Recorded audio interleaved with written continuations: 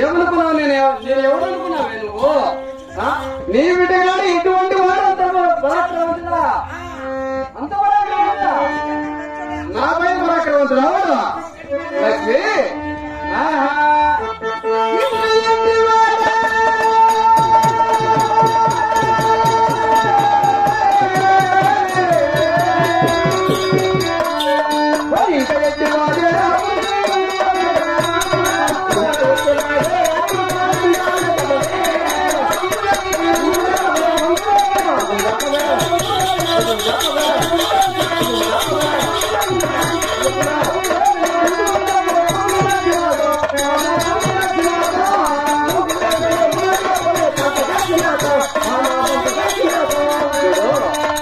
ఒక తూరు నేనేమనుకుంటున్నానంటే రంకులు పొంగులతో మాట్లాడుతున్నదేమో అని అనుకుంటున్నాను నేనేమో. కాకపోతే నువ్వు రంకులు పొంగులు మానేసి ఎవడో నిజాలుగా చెప్పవాడు, ఎవడో వాడి రూపాచారం విడదు చెప్పు. అది ఫస్ట్ పాయింట్. వాడు ఏ రంగులో ఉన్నాడో చెప్పు, అప్పుడు కనుక్కుంటే వాడు ఎవడైంది ఆలస్యం ఎప్పుడు చెప్పుగా.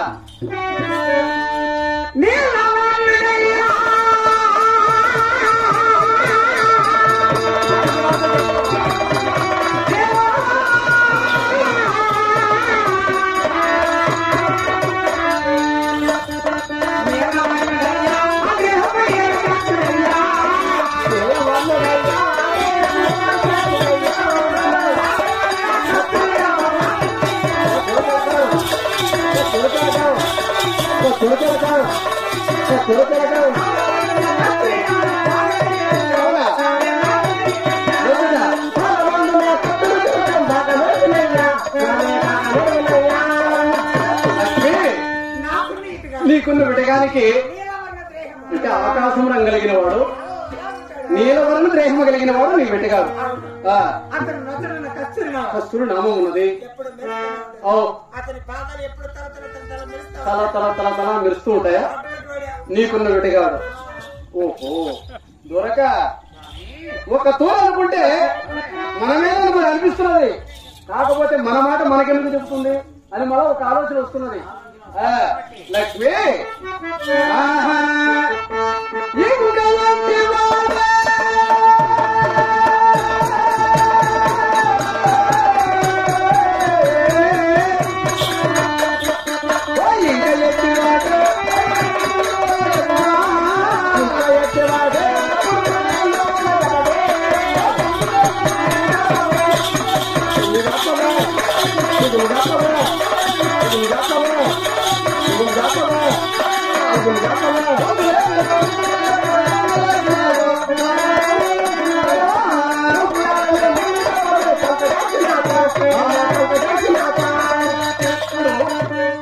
నీ బిడ్డగాని ఏ ఆభరణములు ధరించినాడు చెప్పగలవా? అలా చెప్తే వాడిని నిజంగా అనుకునేస్తారు. ఇప్పుడు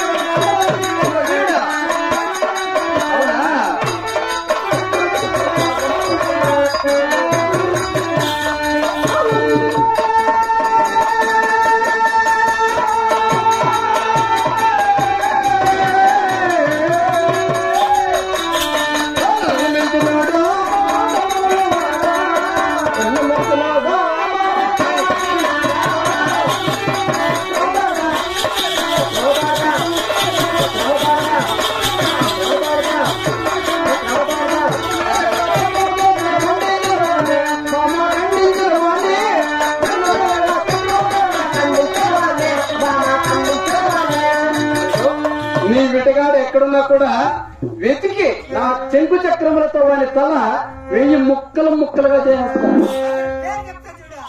సులభంగా కనుకుంటా ఇప్పుడే ఉంది కావచ్చు నీకు. కానీ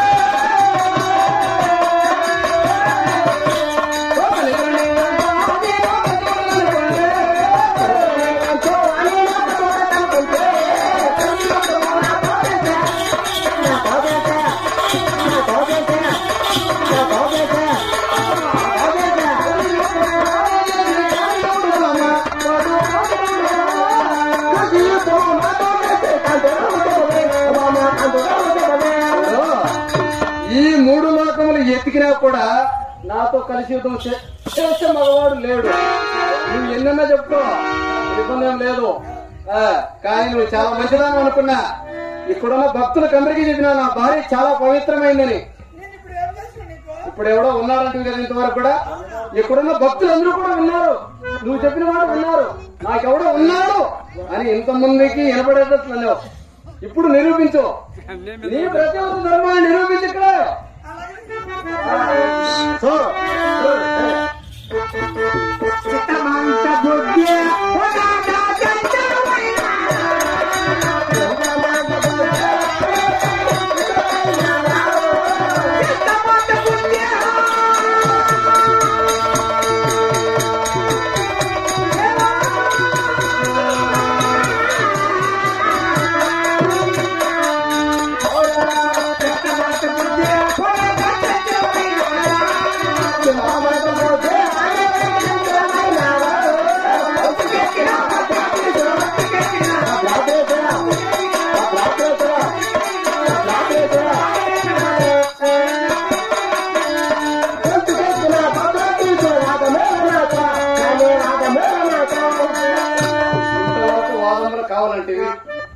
నాతో వాదులాడు దిగావు, ఇప్పుడు వాదములు వద్దు నాదా అని పాదములు పట్టుకుని వస్తావు.